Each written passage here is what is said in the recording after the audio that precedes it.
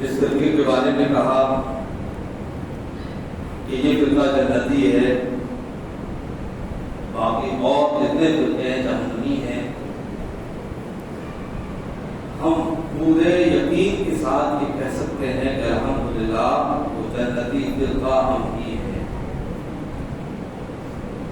اس کا دلیل یہ ہے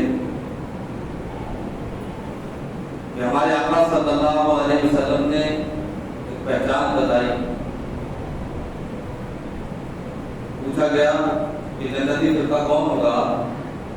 صلی اللہ علیہ وسلم فرمایا تھا ما انا علیہ واصحابی، جو میرے اور میرے صحابہ کے طریقے پر ہو، میرے صحابہ جیسے عقیدے ہوں، جس کے عقیدے صحابہ کرام کے جیسے ہیں، وہ جنتی فرقہ ہے۔ ایک حدیث میں یہ علامت آئی اور دوسری حدیث میں علامت آئی هو السواد الاعظم، فرمایا کہ وہ جنتی فرقہ ہوا ہے جو میری امت کا سب سے بڑا گروہ ہوگا۔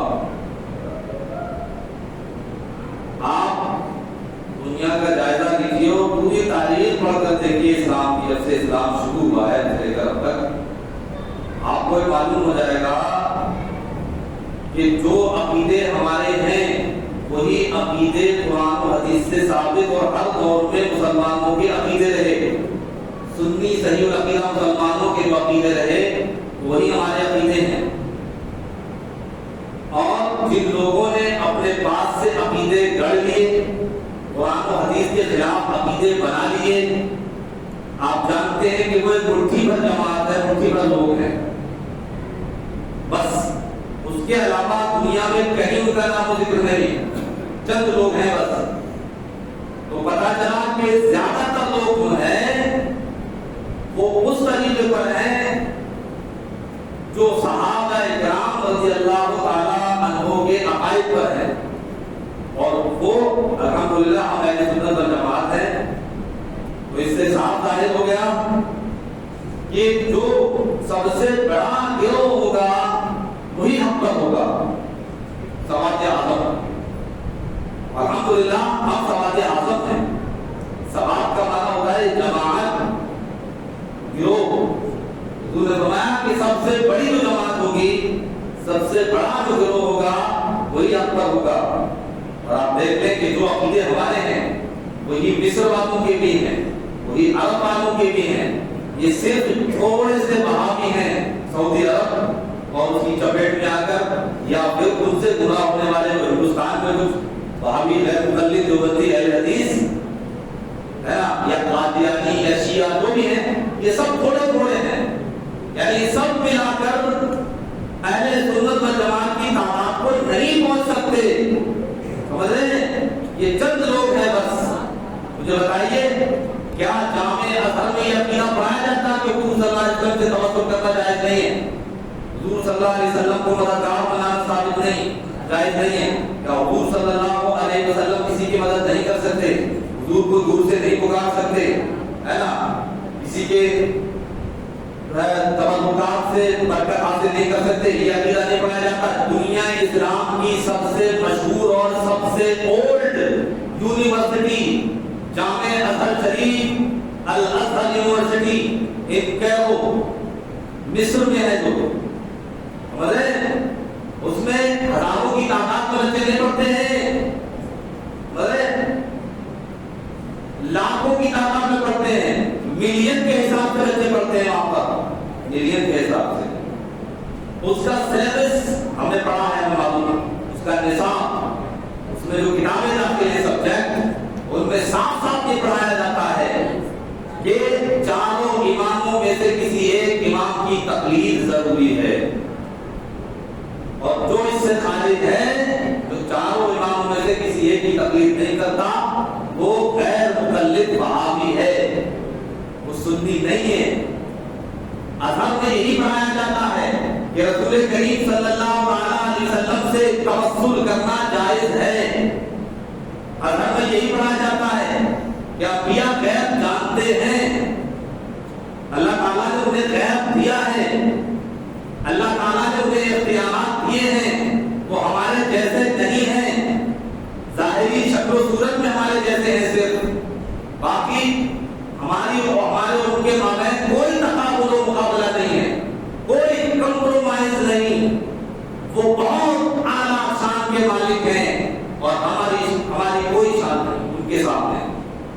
اس لیے جب جامع اثر کا یہ عقیدہ ہے، عربوں کا یہ عقیدہ ہے، دنیا میں جو اہل سنت جماعت کے ادارے چل رہے ہیں ان کا یہ عقیدہ ہے، تو اس سے پتا چل گیا کہ بڑی جماعت جو ہے وہ اہل سنت جماعت کی ہے، بڑا جو ہے وہ اہل سنت جماعت کا ہے۔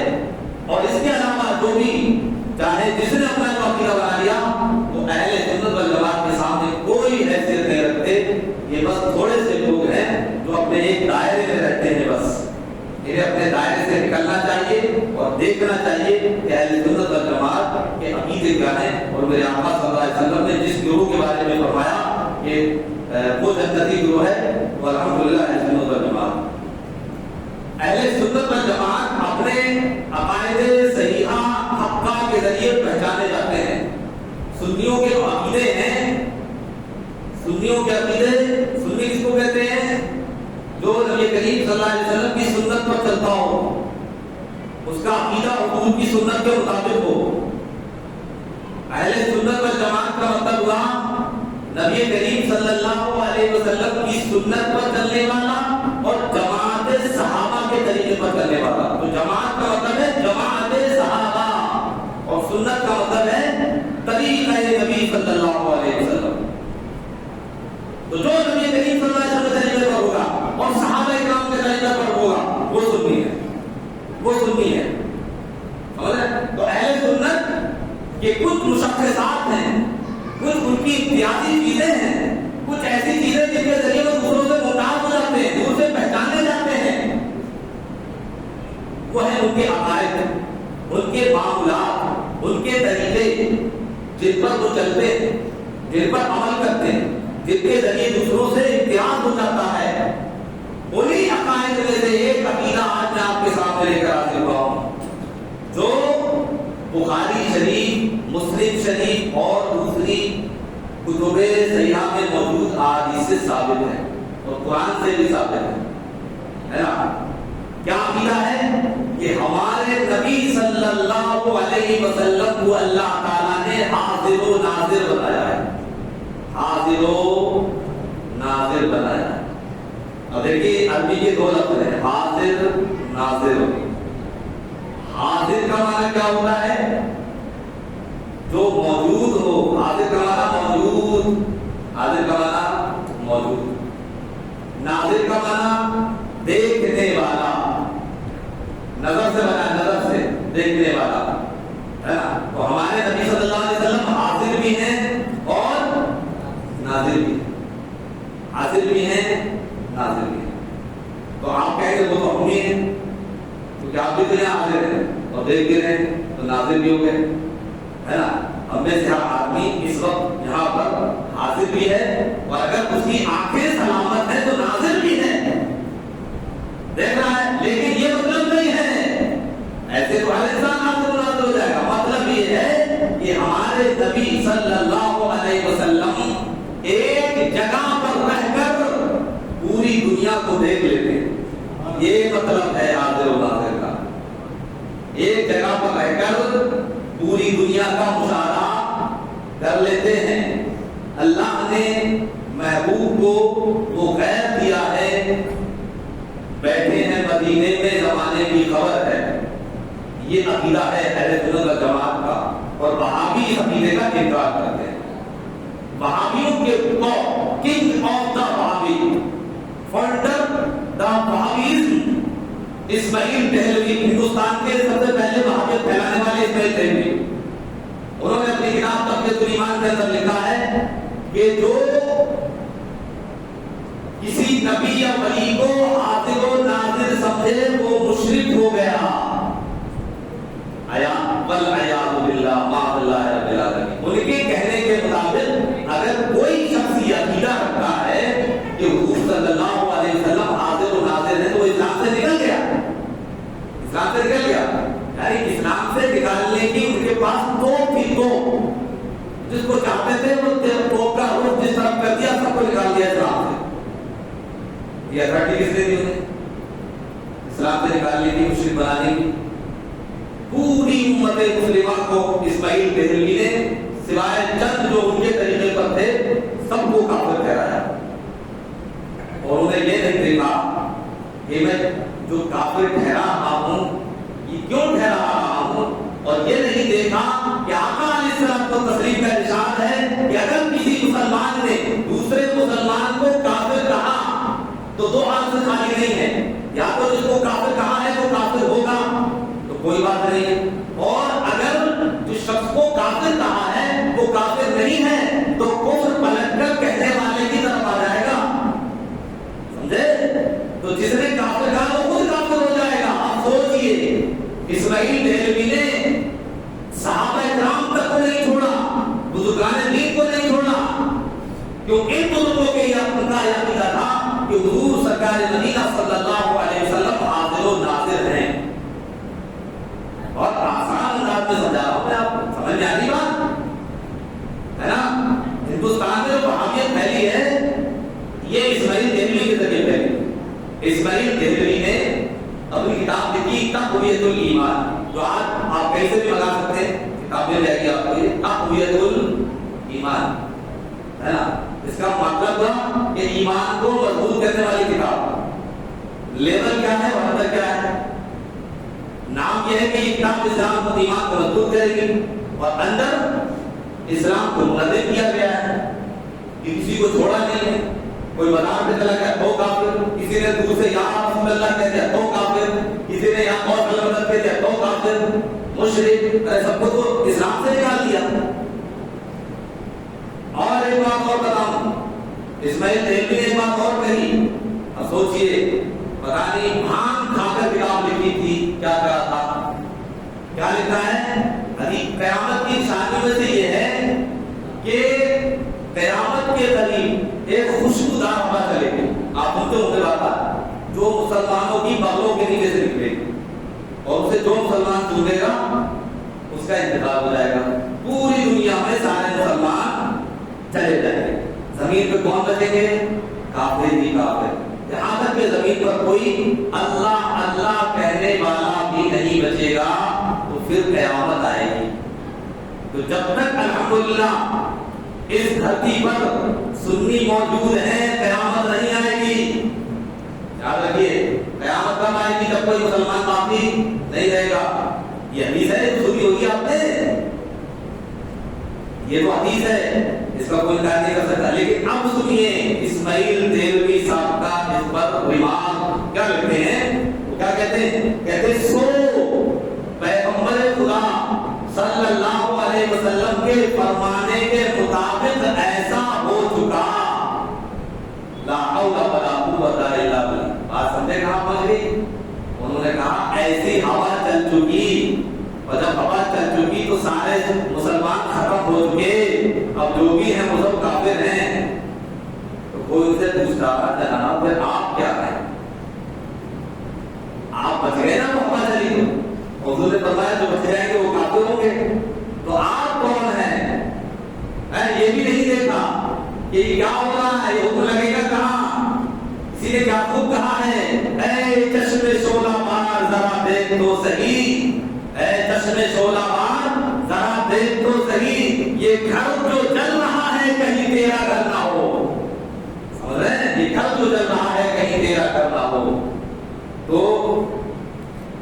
اور میں یہ جو باتیں آپ کو بتا رہا ہوں یہ ہماری فائدے نہیں ہیں۔ دیکھیے اصل میں یہاں پر پریشانی یہ کہ کتابیں ہیں نہیں، کتابیں ہیں، ورنہ یہاں آپ کو ایک ایک کتاب کا صفحہ دکھاتا، پیج دکھاتا، ان کی لائنیں دکھاتا، آپ سے خود پڑھواتا کہ دیکھو اور بتاؤ لوگوں کو جا کر جو اپنی دین کی الگ بنانا چاہتے ہیں، اہل سنت و جماعت سے ہٹ کر لوگوں کو گمراہ کر رہے ہیں اسلام کے نام پر۔ ان کا چونا کھول دو، ان کی مول کھول دو، ان کا اصلی روپ لوگوں کو دکھاؤ کہ یہ سرکار رسول ہیں، کیوں؟ اس لیے کہ ان کے وہ عقیدے ہیں جو اس میں دہلی کرتی ہے، جس نے کتاب مسلمانوں کو لڑانے کے لیے لکھی تھی، کتاب التوحید کا ترجمہ کرا تھا اس نے، اور کتاب التوحید محمد بن عبد الوہاب نجدی وہابی کی تھی، کتاب التوحید اس کا ترجمہ کر کے اس نے اپنے پاس سے بہت ساری چیزیں ایڈ کر کے تقویت الایمان کتاب کا نام رکھا، اور اسی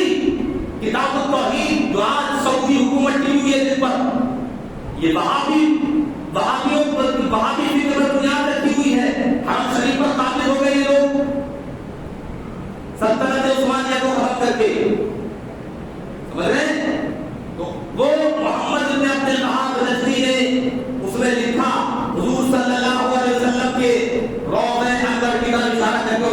نے لکھا ھذا صنم اکبر، وہ لکھا اپنے کتاب میں کہ یہ بڑا بت ہے. کیا لکھا روزے کو؟ بڑا بت ہے. اور مطلب یہ ہے کہ ہمیں بت توڑنے کا حکم ہے، بتوں کو توڑنے کا حکم ہے، ہم بتوں کو توڑنے کے لیے آئے ہیں. اور یہ حضور کے روزے کی طرف اشارہ کر کے بیمار جلی گستاخ کہتا ہے کہ یہ بڑا بت ہے، یعنی مطلب یہ اس کو بھی توڑ دو. سوچئے جو آدمی نبی کریم صلی اللہ علیہ وسلم کے روضہ انور کے بارے میں بت گئے وہ کیا مسلمان ہو سکتا ہے؟ یہ جتنے بھی وہابی ہیں، چاہے وہ یہاں والے ہوں یا یہاں والے ہوں، دو طرح کے وہابی ہیں. وہابیوں کی دو کائنڈز ہیں، ایک تو کھلے وہابی یہاں والے، جیسے وہ ہاتھ باندھے گا آپ کو پتہ چل جائے گا یہ جنگ لڑنے آیا کہ عبادت کرنے آیا.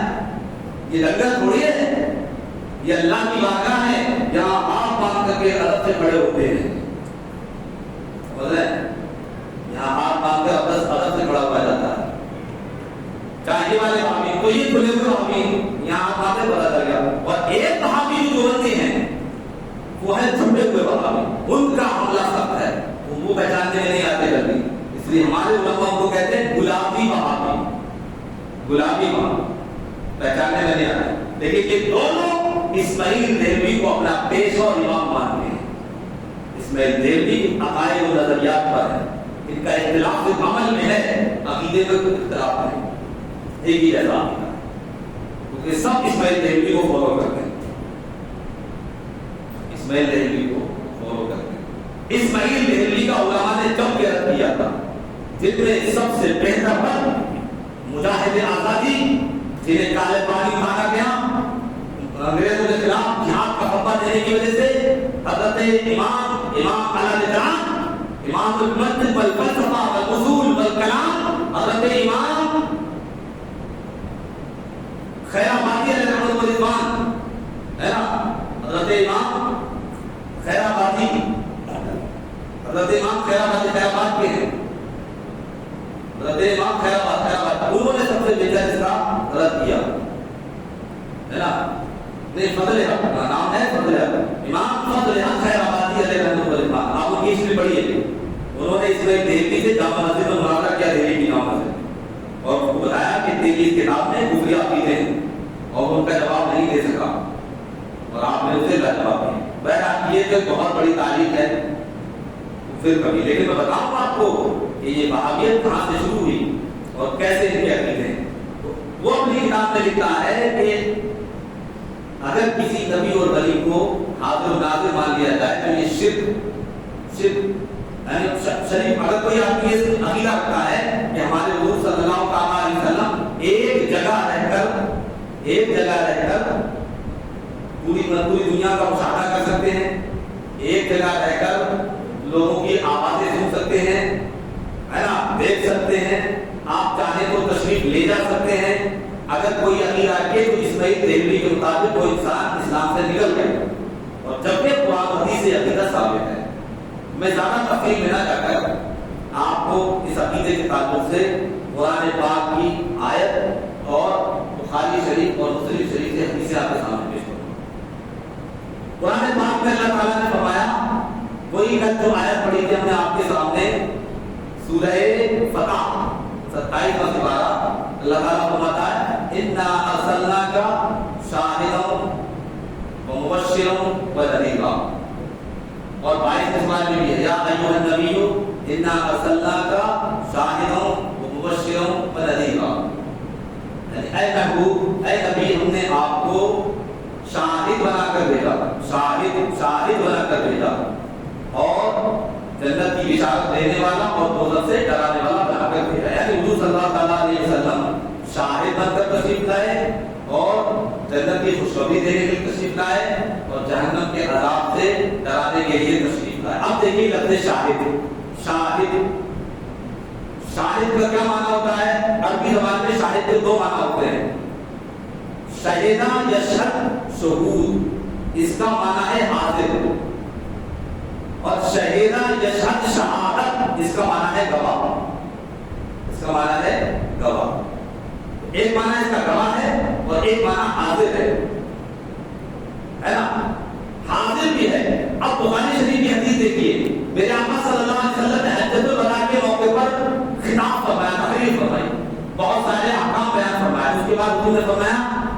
لِيُبَلِّغِ الشَّاهِدُ مِنْكُمُ الْغَائِبَ، فرمایا تم میں سے جو شاہد ہیں وہ غائب کو پہنچاتے ہیں. تو اس کا مطلب یہاں پر کون سا ہے شاہد کا؟ بولیے حاضر. فرمایا جو صحابہ یہاں موجود ہیں میری باتوں کو یاد کر لیں اور جو موجود ہیں وہ ان کو پہنچا دیں جو غائب ہیں، کیونکہ شاہد کے مقابلے میں لفظ غائب آیا ہے. تو اس سے پتہ چلا کہ یہاں شاہد کا معنی حاضر ہے. ٹھیک ہے. اور قرآن کہہ رہا ہے محبوب ہم نے آپ کو شاہد بنا کر بھیجا. تو حضور حاضر ہیں کہ نہیں؟ ارے حضور حاضر ہیں، یہ قرآن سے ثابت ہے. حضور حاضر ہیں، اور جب حاضر ہیں تو اب سن لیجیے جو بھی حاضر ہے اگر اس کی بینائی سلامت ہے، آنکھیں صحیح ہیں، اس کی دیکھ سکتا ہے، وہ ناظر بھی ہے. ابھی بتایا میں آپ کو. تو حضور شاہد بھی ہیں اور وہ حاضر بھی ہیں اور ناظر بھی ہیں. اس لیے ہمارے آقا صلی اللہ علیہ وسلم ایک جگہ رہ کر پوری دنیا کو دیکھ سکتے ہیں، ایک جگہ رہ کر پوری دنیا میں جان سکتے ہیں. اللہ تعالیٰ نے ان کو یہ تصرف عطا فرمایا ہے اور یہی اہل سنت کا عقیدہ ہے. یہ تو قرآن کی آیت سے کی وضاحت ہے. اب آئیں حدیث سے بات پیش کرتا ہوں. میں یہاں پر آپ کے سامنے چند حدیثیں لے کر حاضر ہوا ہوں، ورنہ اس میں تو ذخیرہ موجود ہے، پورا ذخیرہ. پوری کتاب تیار ہو جائے گی. اتنی حدیثیں ہیں اس بات پر کہ آپ صلی اللہ علیہ وسلم کو اللہ تعالیٰ نے حاضر و ناظر بنایا ہے. پہلی حدیث بخاری شریف جلد نمبر 2 اور یہ مجلس برکات جامعۃ الاشرفیہ مبارک پور آذر سے چھٹی ہوئی ہے. صفحہ نمبر 611 یعنی باب ہے معرکہ موتا کا. جنگ موتا، جنگ موتا یہ جنگ ہے جو 8 ہجری میں ہوئی. اس میں آپ صلی اللہ علیہ وسلم تشریف نہیں لے گئے بلکہ آپ نے صحابہ کو بھیجا تھا. اور یہ جنگ جو ہوئی تھی وہ عیسائیوں سے ہوئی تھی. ہرقل وغیرہ لوگ تھے یہ سب جنہوں نے اسلام کے خلاف 1000 فوج مقابلے میں کھڑی کرتی تھی مسلمانوں کی، اور مسلمان صرف 3000. کتنے؟ 3000. اور کافر کتنے تھے؟ 1,00,000. کوئی مقابلہ ہے؟ لیکن الحمدللہ جن کا ایمان مضبوط ہوتا ہے وہ قلت و کثرت سے خوف نہیں کھاتے بلکہ اللہ ان کی مدد فرماتا ہے. قرآن پاک میں اللہ نے فرمایا کم من فئۃ قلیلۃ غلبت فئۃ کثیرۃ بإذن اللہ. کتنی ایسی چھوٹی جماعتیں ہیں جو اللہ کے حکم سے بڑی جماعتوں پر غالب آ گئی ہے نا. تو یہی ہوا کہ ان 3000 لوگوں نے 1,00,000 فوج کو دھول چٹا کر اور بھاگتے ہوئے نظر آئے. لیکن اس میں صحابہ کرام شہید ہوئے تھے، کچھ صحابہ کرام شہید ہوئے تھے. تو میرے آقا صلی اللہ علیہ وسلم مدینے میں ہیں اور یہ جنگ کہاں لی جا رہی؟ ملک کے شام میں بہت دور. حضور مدینے میں بیٹھے ہیں. پہلے دیکھیے کوئی ٹیلی کاسٹ کا سسٹم نہیں تھا، انٹرنیٹ نہیں تھا، کوئی سیٹلائٹ نہیں تھی کہ وہاں کا منظر حضور کو دکھا دیا حضور مدینے میں بیٹھے ہوئے دیکھ رہے ہیں. نہیں، میرے آقا صلی اللہ علیہ وسلم نے ان لوگوں کی خبر مدینہ آنے سے پہلے ہی ان کے گھر والوں کو پہنچا دی. اور میرے آقا مدینہ میں بیٹھ کر اپنے صحابہ کو بتا رہے ہیں کہ یہ دیکھو میرے صحابہ شہید ہو رہے ہیں. آقا صلی اللہ علیہ وسلم نے کہا کہ زید بن حارثہ شہید ہو گئے. زید شہید ہوئے تو جھنڈا حضرت جعفر نے لے لیا. فرمایا کہ اب جعفر بھی شہید ہو گئے. پھر فرمایا کہ جب جعفر شہید ہو گئے تو جھنڈا حضرت عبداللہ ابن رواحہ نے لے لیا. فرمایا ابن رواحہ بھی شہید ہو گئے. اور جب تینوں شہید ہو گئے تو جھنڈا اللہ کی تلوار حضرت خالد بن ولید نے لے لیا. اور فرمایا کہ جب حضرت خالد بن ولید نے جھنڈا لے لیا تو اللہ تعالیٰ نے فتح فرما دی. میرے آقا صلی اللہ علیہ وسلم نے یہ بات مدینے میں بیٹھ کر جو وہاں چل رہا تھا میرے آقا اسے مدینے میں بیان فرما رہے تھے ہے نا. تو پتا چلا کہ ہمارے آقا صلی اللہ علیہ وسلم ایک جگہ بیٹھ کر پوری دنیا کا مشاہدہ کر سکتے ہیں. ہے کسی کی کوئی کسی کے جو اندر دم جو اس حدیث کو غلط ثابت کر سکے؟ ہے نا؟ ہے کسی میں دم جو اس حدیث کو غلط ثابت کر سکے؟ بخاری شریف کی امام بخاری نے روایت کی ہے. سمجھ رہے ہیں؟ میں حدیث پڑھ کے سناتا ہوں آپ کو. اس حدیث کے راوی حضرت انس رضی اللہ تعالیٰ عنہ، حضرت انس رضی اللہ تعالیٰ عنہ سے روایت ہے. آپ کہتے ہیں ان النبی صلی اللہ علیہ وسلم نعا زیدا وجعفرا وابن رواحہ للناس قبل ان یاتیہم خبرهم. حضرت انس فرماتے کہ نبی کریم صلی اللہ تعالیٰ علیہ وسلم نے حضرت زید بن حارثہ، حضرت جعفر، حضرت عبداللہ بن رواحہ کی لوگوں کو خبر پہلے دے دی. خبر آنے سے پہلے، خبر آنے سے پہلے ہی کی خبر حضور نے کہاں دے دی؟ مدینے. وہ ان کے سامنے، ان کے سامنے یہ واقعہ پیش آ رہا ہے. حضور مدینے میں بیٹھ کر یہ سارا منظر دیکھ رہے ہیں. اللہ تعالیٰ نے سارے پردے ہٹا دیے. میرے آقا علیہ الصلوۃ والتسلیم مشاہدہ کر رہے ہیں. فرماتے ہیں فقال، حضور نے فرمایا اخذ الراية زيد فوزي، فرمایا کہ زید نے جھنڈا پکڑا تو وہ شہید ہو گئے. ثم اخذ جعفر، پھر جعفر نے جھنڈا لے لیا اپنے ہاتھ میں فوزي، وہ بھی شہید ہو گئے. ثم اخذ ابن رواحہ، فرمایا کہ پھر ابن رواحہ نے، عبداللہ ابن رواحہ نے جھنڈا لے لیا، وہ بھی شہید ہو گئے. وعيناه تذرفان، اور یہ حضور واقعہ بیان کر رہے تھے اپنے صحابہ کی شہادت. مدینے میں بیٹھے بیٹھے فرما رہے تھے اور آپ کی آنکھوں سے آنسو جاری تھے. آپ کی آنکھوں سے آنسو جاری. یہ وہی زید ہیں جو حضور کے منہ میں بیٹھے تھے. یہ وہی زید ہیں جن کا قرآن پاک میں نام آیا ہے. کسی صحابی کا نام نہیں آیا قرآن پاک میں، صرف ان کا آیا حضرت زید کا. 22 سپارے میں اللہ تعالیٰ فرماتا فلما قضى زيد منها وطرا زوجناكها. حضور نے فرمایا کہ وہ بھی شہید ہو گئے. حضور کی آنکھوں سے آنسو جاری ہیں. فرمایا حضور نے حتی اخذ الراية سيف من سيوف الله، یہاں تک کہ اللہ کی تلواروں میں سے ایک تلوار نے، یعنی حضرت خالد بن ولید نے جھنڈا اپنے ہاتھ میں لے لیا ہے. حتی فتح اللہ علیہم، یہاں تک کہ اللہ تعالیٰ نے مسلمانوں کو فتح عطا فرمایا.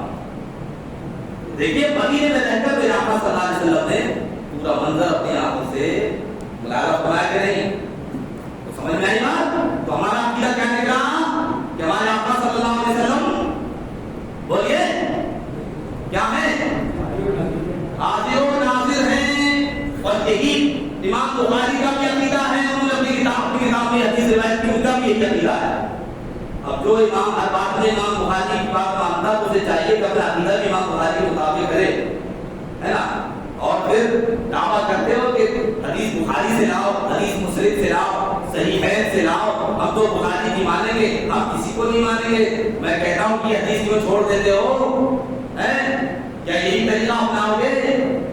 میٹھا میٹھا اب کڑوا کڑوا تھو یہ نہیں چلے گا. جو حدیثوں میں اس پہ عمل کرنا ہوگا. اور اگر یہ حال ہے تو شرم تم کو مگر نہیں آتی، شرم تم کو مگر نہیں آتی. کعبہ کس جاؤ کہ کعبہ کس منہ سے جاؤ گے غالب، غالب کا شعر ہے نا یہ. کعبہ کس منہ سے جاؤ گے غالب، شرم تم کو مگر نہیں آتی. ذرا بھی شرم ہے تو اس حدیث کو عمل کرو، تو چھوڑ دے. تو بخاری شریف میں موجود ہے. ایک نمبر کی اعلیٰ قدر کی حدیث صحیح ہے یہ. اس کا مطلب یہ کہ تم اپنے من کی مانتے ہو، نہ تم قرآن کی مانتے ہو نہ حدیث کی مانتے ہو، تم اپنے من کی مانتے ہو. جو من کی مانے گا وہ گمراہی کی طرف چلا جائے گا. اس لیے ہم کہتے ہیں کہ تم گمراہ ہو، ورنہ اپنا عقیدہ کر سکتے ہو. اب آیا بخاری شریف جلد اول، ایک بہت ہی بہترین حدیث. آپ کا ایمان تازہ ہوتا ہے، ایمان تازہ ہوتا ہے. حضور پاک پڑھ لیجیے صلی اللہ علیہ وسلم.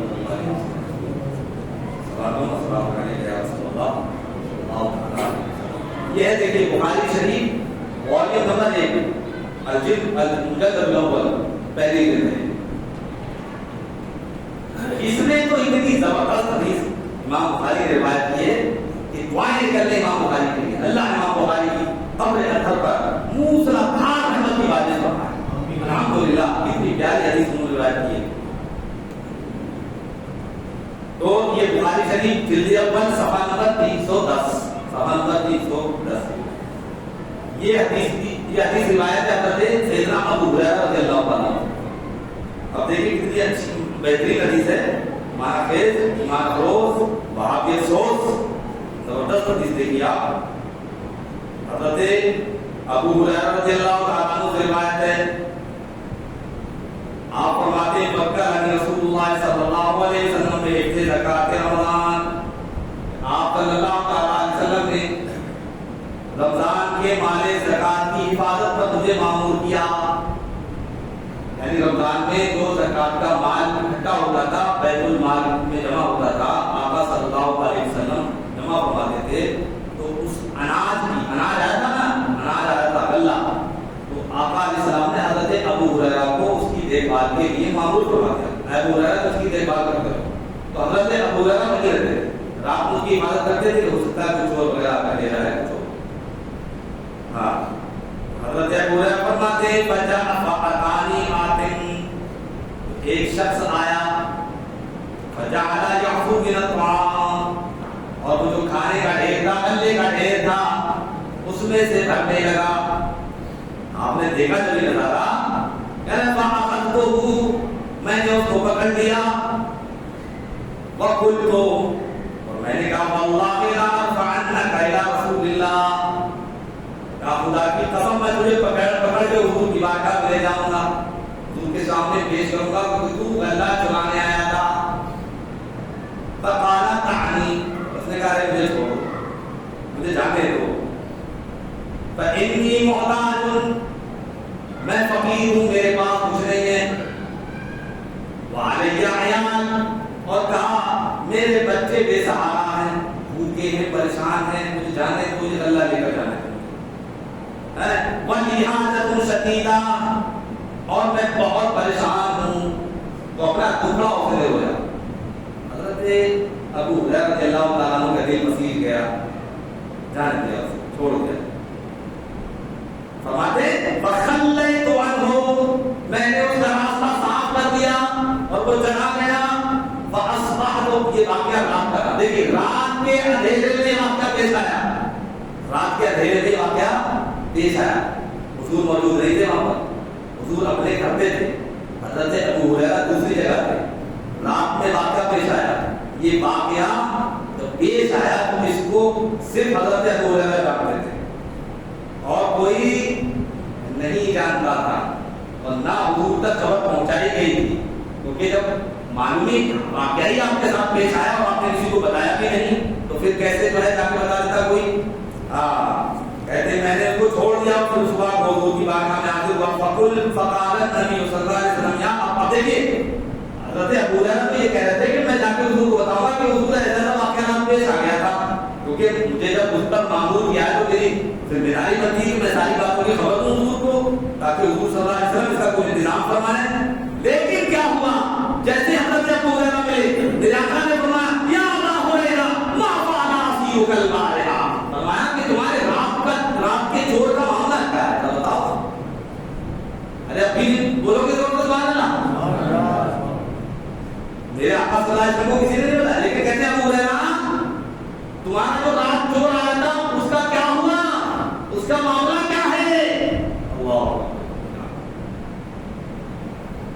حضرت ابو ہریرہ کہنے لگے یا رسول اللہ شکا حاجتا شدیدتا وعیالا, اس نے اپنی محتاجی کی شکایت کی اور بتایا کہ اس کے پاس جو ہے بے سہارا بچے ہیں.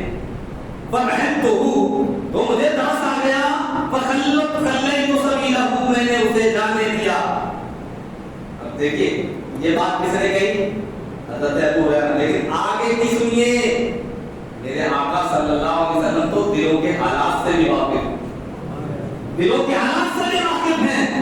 تم اپنے گھر کی کان کوٹری میں رہو, 7 تانوں کے اندر بند ہو جاؤ, میرے آقا صلی اللہ علیہ وسلم وہاں بھی تمہیں دیکھ لیں گے. اگر یہ وہاں بھی نہ چاہیں اس بات کو تب بھی دیکھیں گے حضور, تب بھی دیکھیں گے حضور, کیونکہ وہ کرم دکھا رہا, وہ کرم دکھا رہا. سمجھے. دیکھیے تو میرے آقا نے فرمایا ابو ہریرہ تم سے تو وعدہ کر کے گیا ہے نا, وہ چلا گیا. لیکن میرے آقا نے فرمایا اما انہو قد کذبک, فرمایا کہ ابو ہریرہ وہ تم سے جھوٹ بولا تھا, اسے کوئی ضرورت نہیں تھی, نہ اس کی اولاد ہے نہ وہ محتاج ہے, تو تم سے جھوٹ بولا تھا. وَسَيَعُودُ, اور وہ پھر آئے گا. یہ دیکھیے یہ سب سے بڑی بات ہے, وہ پھر آئے گا. یہ تو حضرت ابو ہریرہ کو نہیں پتا. حالانکہ ان سے ملاقات ہوئی، لیکن یہ دل کے اندر چھپی ہوئی بات کون بتا رہا ہے؟ اللہ کے نبی بتا رہے ہیں، سنا جاؤ، دیکھو نبی کریم صلی اللہ علیہ وسلم ہر بات پر اللہ تعالیٰ نے ان کو متبع فرمایا۔ اپنے عقیدت درست کر لو، چھوڑ دو ایسی تبلیغی جماعت کو، چھوڑ دو دیوبندی طریقے کو جس میں حضور صلی اللہ تعالیٰ علیہ وسلم کی شان نہ بتائی جاتی ہو۔ ہمیں تو صحابہ نے شان بتائی ہے، قرآن و حدیث نے شان بتائی ہے، ہم وہی بتا رہے ہیں، کوئی حدیثوں میں لکھا۔ ہمارا عقیدہ کوئی گھر بیٹھا گھر بنا ہوا نہیں ہے، کھانا صاف نہیں ہے، بلکہ یہ وہی عقیدہ ہے جو قرآن و حدیث کا عقیدہ ہے۔ دیکھ لیجیے کیا فرمانے حضور، وہ پھر آئے گا وہ تم سے جھوٹ بول کر کے گیا ہے۔ کون آدمی جھوٹ بولے گا، کون سچ بولے گا، کس کے دل میں کیا ہے، یہ تو بہت اندر کی چھپی ہوئی باتیں ہیں۔ اس کو بھی میرے آقا جانتے، ہمارے نبی کو بھی جانتے ہیں۔ اس کے بعد دیکھیے تو حضرت ابو ہریرہ کو جب بتایا تو دیکھیں حضرت ابو ہریرہ نے جیسی حضور سے بات سنی کہ حضور نے فرمایا وہ پھر آئے گا، کہہ رہا فَعَرَفْتُ أَنَّهُ سَيَعُودُ لِقَوْلِ رسول اللہ صلی اللہ علیہ وسلم، تو مجھے یقین ہو گیا کہ وہ ضرور آئے گا کیونکہ میرے آقا نے فرما دیا، اور مجھے یقین ہو گیا کہ وہ ضرور آئے گا کیونکہ میرے آقا نے فرما دیا وہ ضرور آئے گا۔ یہ تھا پختہ ایمان۔ پھر کہتے ہیں فَبَصَرْتُهُ، تو کہہ رہے میں پہلے ہی اس کے کھات میں بیٹھ گیا، اس کے انتظار میں لگا رہا کہ اب آئے گا اب آئے گا۔ پہلے تو نہیں معلوم تھا لیکن اب تو معلوم ہے، وہ تو بتا کے آئے گا۔ ارے یہ نبی کریم صلی اللہ علیہ وسلم کی خبر ہے، یہ جھوٹی کیسے ہو سکتی ہے؟ یہ قرآن کہہ رہا ہے وَمَا يَنطِقُ عَنِ الْهَوَىٰ، وہ اپنی مرضی سے کچھ نہیں کہتے، إِنْ هُوَ إِلَّا وَحْيٌ يُوحَىٰ، وہ جو کچھ کہتے ہیں اللہ کے بتانے سے کہتے ہیں۔ جب ہم واضح طور پر یہ بات کہہ دیتے ہیں کہ اللہ کے بتانے سے حضور بتا دیں، پھر بھی کچھ ان توڑ باتوں کی سمجھ میں نہیں آتی بات، عقل ہے کہ یا کچھ اور ہے؟ یہ جب یہ کہہ دیا کہ اللہ کے بتانے سے بتا دیں، تو کیوں نہیں مانتے؟ نہیں پھر کیوں کہہ رہے کہ وہ نہیں جانتے، وہ نہیں جانتے؟ جب کہہ دیا کہ اللہ جس کو چاہے بتا دیں، ہم کب کہہ رہے ہیں کہ حضور خود سے ڈال دیتے ہیں بات؟ ہم نے کبھی دعویٰ نہیں کیا ہے، اور یہ جو دعویٰ کرے وہ ہمارے نزدیک بھی کافر ہے۔ اللہ کے بتانے سے بتاتے تو اب تو مان جانا چاہیے کہ اللہ جس کو چاہے بتا دے، یا تم اس میں بھی پابندی لگاؤ گے کہ نہیں بتائے گا اللہ، اس میں پابندی لگاؤ گے؟ جبکہ ان کا رب فرما رہا ہے وَعَلَّمَكَ مَا لَمْ تَكُنْ تَعْلَمُ وَكَانَ فَضْلُ اللَّهِ عَلَيْكَ عَظِيمًا، اور اے محبوب تمہارے رب نے تمہیں وہ سب کچھ سکھا دیا جو آپ نہیں جانتے تھے۔ ہم باقیوں سے کہتے ہیں فہرست بنا کے دے دو ہمیں کہ حضور کیا کیا نہیں جانتے، دے دو، یہ نہیں جانتے وہ نہیں جانتے کہ فہرست بنا کے لاؤ میرے سامنے، اور نیچے میں قرآن کی آیت لکھ دیتا ہوں بس، تم کہتے ہو یہ نہیں جانتے وہ نہیں جانتے وہ نہیں جانتے وہ نہیں جانتے، میں کہتا ہوں قرآن کی آیت کہہ رہی ہے وَعَلَّمَكَ مَا لَمْ تَكُنْ تَعْلَمُ، اے محبوب جو کچھ آپ نہیں جانتے تھے وہ سب کچھ سکھا دیا، لہٰذا ہم میرے نبی سب کچھ جانتے ہیں، اب تو مت کہیں اس لیے کہ قرآن کہہ رہا ہے کہ سب کچھ سکھا دیا، سب کچھ سکھا دیا۔ کہتے ہیں فَرَصَدْتُهُ، میں اس کی طاق میں بیٹھ گیا، آیا وہ جو اللہ فَجَعَلَ يَعْصُو مِنَ الطَّعَامِ، وہ پھر سے لب بھرنے لگا، اناج میں سے پھر گلے میں سے لب بھرنے لگا، فَأَخَذْتُهُ، میں نے پھر پکڑ لیا، اور پھر میں نے کہا لَأَرْفَعَنَّكَ إِلَىٰ رَسُولِ اللَّهِ صلی اللہ علیہ وسلم، میں ضرور تجھے حضور کے پاس لے جاؤں گا۔ قَالَ دَعْنِي، ارے مجھے چھوڑ دو، فَإِنِّي محتاج ہوں، میں محتاج ہوں، فقیر ہوں، وَعَلَيَّ عِيَالٌ، اور میری حفاظت میں بچے ہیں، بھوکے مر جائیں گے بچے، لا اعود، لیکن اب ایک بار بس ایک آلات خان سے اب میں نہیں آؤں گا، اب میں نہیں آؤں گا، بولا اب میں نہیں آؤں گا، لا اعود، اب میں ریٹرن نہیں ہوں گا۔ کہہ رہے فرحیں تو آقا کی بارگاہ میں رہنے والے صحابہ اکرام کے دل رحمت سے بھرے ہوئے تھے، ترس آ گیا، میرے آقا کو ترس آ گیا، فرمایا وہ حضرت ابو ہریرہ کو ترس آ گیا، کہتے ہیں فرحمتہ فخلیت سبیلا، میں نے اسے جانے دیا۔ دیکھیے پھر فاصبحت کو، پھر صبح کو حضور کی بارگاہ میں حاضری ہوئی، فقال علی رسول اللہ صلی اللہ علیہ وسلم یا ابا ہریرہ ما فعل اسیرک، فرمایا ابو ہریرہ تمہارے چور کا کیا ہوا؟ حضرت ابو ہریرہ کو کوئی تعجب کی بات نہیں کہ کیا کہتے ہو آپ کو کیسے پتہ چل گیا ہے؟ لیکن انہوں نے کہا ایسا تمہیں معلوم ہے کہ ان کا رب نے بتا رہا ہے جس نبی کے سامنے پوری دنیا کو اللہ تعالیٰ نے مثل ہتھیلی رکھ دیا ہو تو ان سے کون سی چیز چھوٹ سکتی ہے؟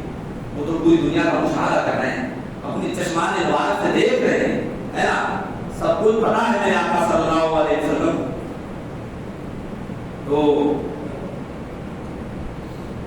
قلت یا رسول اللہ شکا عالم شدیدتاً و ایالت و رحمہ فقلت سبیلہ. پھر کوئی بات انہوں نے دورانی یا رسول اللہ، اس نے اپنی محتاجی کا شکوہ کیا اور بتایا کہ اس کے بے سہارا بچے ہیں اور تو مجھے اس کا رحم آ گیا، میں نے راستہ چھوڑ دیا. قال حضور نے فرمایا اما انہو قد کذبک، فرمایا وہ کہہ کے گیا میں نہیں آؤں گا لیکن وہ پھر جھوٹ بولا تم سے، وہ پھر آئے گا. فرمایا وہ پھر آئے گا فَسَيَعُودُ، پھر واپس آئے گا. فَأَصَبْتُ الثَّالِثَةَ، فرماتے ہیں کہ تیسری بار اس کی تاک میں بیٹھ گیا، تیسری رات آئی تب تاک میں بیٹھ گیا، ہے نا، اس کے انتظار میں لگا رہا. فَجَعَلَ يَأْخُذُ مِنَ الطَّعَامِ، وہ آیا اور آنے کے بعد پھر جو ہے اناج چرانے لگا. فَأَخَذْتُهُ، میں نے پھر پکڑ لیا اس کو. فَقُلْتُ لَأَرْفَعَنَّكَ إِلَىٰ رَسُولِ اللَّهِ صلی اللہ علیہ وسلم، کہا اب تو میں ضرور حضور کے پاس تجھے لے جاؤں گا پکڑ کر. وَآتَا آخِرُ ثَلَاثِ مَرَّاتٍ، اور فرمایا کہ 3 بار ہو گیا، اب یہ آخری مرتبہ ہے، اب میں تجھے مہلت بالکل نہیں دوں گا اور ضرور حضور کی بارگاہ میں تجھے پکڑ کر لے جاؤں گا، ہے نا. أَنَّكَ تَدْعُو لَا تَعُودُ ثُمَّ تَعُودُ، تو یہ ہر بار کہتا ہے کہ نہیں آؤں گا نہیں آؤں گا، پھر آ جاتا ہے پھر آ جاتا ہے، اور میں تجھے نہیں چھوڑوں گا. لیکن شاید وہ کہنے لگا کیسا ہے، دعنی، ارے مجھے چھوڑ دو مجھے چھوڑ دو. وَعَلِّمْكَ كَلِمَاتٍ يَنْفَعُكَ اللَّهُ بِهَا، میں تمہیں کچھ ایسی چیزیں سکھا دیتا ہوں جو تمہیں فائدہ پہنچائے، ہے نا، جس کے ذریعے اللہ تعالیٰ تمہیں فائدہ پہنچائے گا. اب چونکہ صحابہ کرام فائدے کے بڑے متمنی تھے، بڑے اس کے لیے کوشش کرتے تھے کہ ہمیں فائدہ کہاں سے ملے گا. تو ان کا یہ تو بہت اچھی بات ہے، اگر تجھے ایسی چیزیں سکھا دیتا ہے اس سے فائدہ ہوگا. تو حضرت ابو ہریرہ کہتے ہیں میں نے کہا قلت ما هو، فرمایا کہ وہ کون سی چیز ہے جو مجھے سکھائے گا. قال، اس نے کہا اذا اویت الى فراشک، جب شام کو تم سونے جاؤ، سونے کے لیے جاؤ، اپنے بستر پر پہنچو. فقرا آیت الکرسی، کہا کہ آیت الکرسی پڑھ لیا کرو، اللہ لا الہ الا هو الحی القیوم، آگے تک اور علی العظیم تک کہا یہ پڑھ لیا کرو. حتی کب سے بنا آیا، پوری ایک آیت ہے، قرآن میں سب سے بڑی آیت ہے یہ، کہا کہ یہ آیت پڑھ لیا کرو. فَإِنَّكَ لَن يَخَافَ عَلَيْكَ مِنَ اللَّهِ حَافِظٌ، اور فرمایا کہ اگر تم یہ پڑھ کر سو جاؤ گے تو پوری رات اللہ تعالیٰ کی طرف سے فرشتہ تمہاری حفاظت میں لگا رہے گا، فرشتہ حفاظت کرے گا تمہاری. اور بنا یقربک شیطان، اور شیطان تمہارے پاس آئے گا بھی نہیں، شیطان تم سے قریب ہی نہیں ہوگا. یہ پڑھ لو گے تم آرام سے سو گے. حتی تصبح، صبح تک شیطان تمہارے پاس نہیں آئے گا. فخلّیت سبیلا، تو میں نے اس کو چھوڑ دیا کہ چلو کم سے کم ایک بہت اچھی بات تو بتا کے گیا، ہے نا.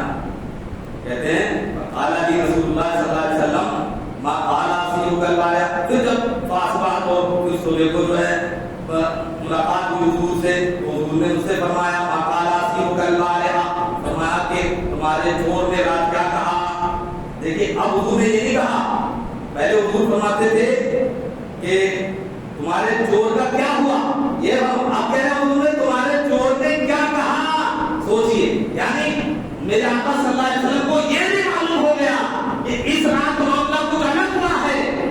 روزانہ تو وہ باتیں کر کے چلا جاتا تھا، لیکن آج کچھ سکھا کے گیا انہیں، اس لیے حضور نے یہ نہیں فرمایا تمہارے چور کا کیا ہوا، اور کیا فرمایا، کیا کہا. اس کا مطلب یہ کہ میرے آقا کو یہ بھی معلوم ہے کہ چور نے کیا سکھایا ہے. تو فقلت یا رسول اللہ، میں نے کہا یا رسول اللہ زعما، اس نے یہ کہا انہو یعلمنی کلمات یدفعني اللہ بها، کہ وہ مجھے ایسی چیزیں ایسے کلمے سکھا دے گا جس سے اللہ تعالیٰ مجھے فائدہ پہنچائے گا. فقلت سبیلہ، تو میں نے اس کو جانے دیا. قال ما هي، تو میں آقا علیہ السلام نے فرمایا یہ وہ کیا ہے.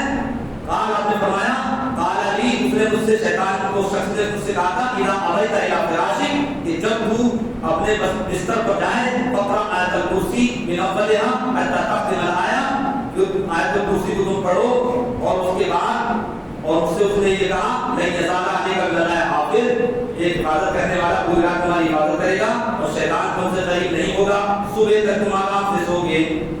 آپ کہتے ہیں وَكَانُوا أَحْرَصَ الشَّيْءِ عَلَى الْخَيْرِ اور صحابہ اکرام کو بھلائی کی بڑی ضرورت رہتی تھی. وہ بھلائی کی تلاش کرنا کرتے تھے, بھلائی کے بڑے شائق تھے, متمنی تھے, اس لیے انہوں نے بھلائی کی باتیں سیکھ کر اس کو چھوڑ دیا. اب سنیے میرے نبی صلی اللہ علیہ وسلم کا جواب. میرے آقا نے فرمایا, کیا فرمایا میرے نبی نے؟ قال النبی صلی اللہ علیہ وسلم اما انه قد صدقك, فرمایا کہ اس بات کو تم سے سچ بول کر کے گیا ہے, وهو كذوب, حالانکہ وہ بہت بڑا جھوٹا ہے. بات وہ فرمایا ہے کہ جھوٹ بول کر گیا, لیکن اس بات فرمایا کہ سچ بول کر کے گیا. کیا سچ بول کر کے گیا ہے؟ کہ اب وہ نہیں آئے گا, اور یہ کہ کیا ہے تو کرسی اگر آپ نے پڑھ لی تو پوری رات تم محفوظ رہو گے, کوئی چیز تمہیں نقصان نہیں پہنچائے گی, شیطان تمہارے قریب نہیں آئے گا. تو میرے آقا نے بھی مہر لگائی اس پر, میرے آقا نے مہر لگائی, یہاں یہ بات صحیح ہے. لیکن آگے دیکھیے میرے آقا فرماتے ہیں تعلم من تخاطب منذ ثلاث لیال یا ابا ہریرہ, 3 رات سے تم کس سے باتیں کر رہے ہو؟ 3 رات سے معاملہ پیش آ رہا ہے, یہ کون تھا؟ قال, حضرت ابو ہریرہ کہتے ہیں لا, مجھے نہیں معلوم یہ کون ہے, میں تو چور سمجھ رہا ہوں. حضور نے فرمایا کا شیطان, فرمایا کہ یہ شیطان تھا جو 3 رات تمہارے پاس بنا رہا تھا. اب سوچیے ہمارے ترجمہ کا میرے آقا صلی اللہ علیہ وسلم نے رات کے اندھیرے میں ساری باتیں جان لی, اس کے دل کے اندر کی باتیں جان لی, معلوم ہو گیا کہ وہ آئے گا کہ نہیں آئے گا. ابھی آقا صلی اللہ علیہ وسلم کو کسی نے خبر نہیں دی, ساری باتیں جان لینا, اس سے پتہ چلا کہ میرے آقا صلی اللہ علیہ وسلم پر کوئی چیز مخفی نہیں ہے, کوئی چیز پوشیدہ نہیں ہے. میرے آقا صلی اللہ علیہ وسلم ایک جگہ پر بیٹھ کر پوری کائنات کا مشاہدہ فرما سکتے ہیں, اور یہی نہیں بلکہ اس پر بھی حدیث پاک موجود ہے.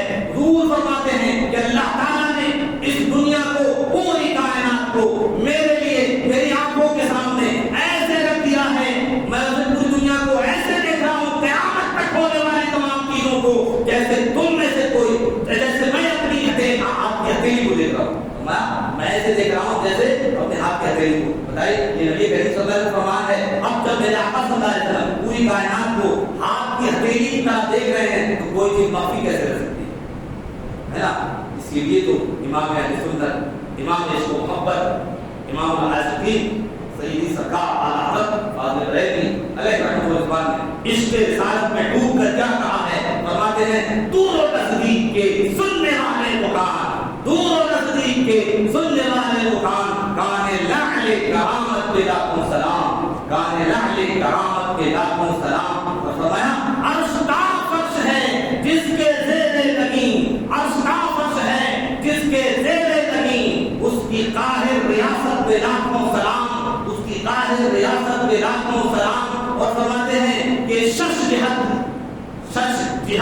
یعنی 6 دشائیں سمت مقابل ہمیشہ آپ کے سامنے رہتی ہیں, شب و روز ایک ہی حال, دھوم بد نظم میں ہے آپ کی بینائی کی, یعنی آپ کے دیکھنے کے گھر پہ تو بد نظم صورت ہے, اس میں اللہ تعالیٰ نے بیان فرمایا ہے. اس لیے ہمارا یہ عقیدہ واضح ہو گیا کہ آقا علیہ الصلوۃ والتسلیم حاضر اور ناظر ہیں.